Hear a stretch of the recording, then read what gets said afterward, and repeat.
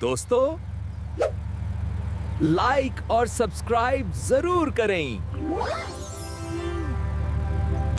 ये मेरा lunch box था, तुमने सब खा लिया। रुक जाओ अभी। तोता, अगले बार ख्याल रखना, ठीक है? जी टीचर, वो एक्चुअली स्लिप हो गया। तोता, तुम्हारा होमवर्क कहाँ है?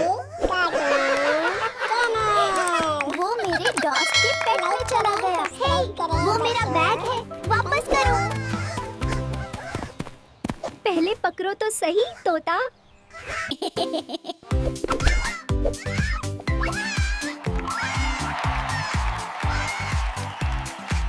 ओह, ये कौन सी जगह है?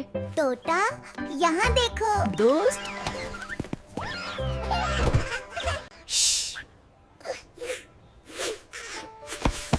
बहुत मजा आ रहा है। ये किताबें कितनी अच्छी हैं। ये मेरी नई पेंसिल है।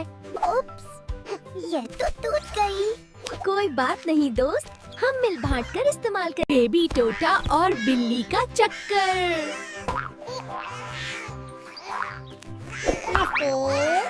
मछली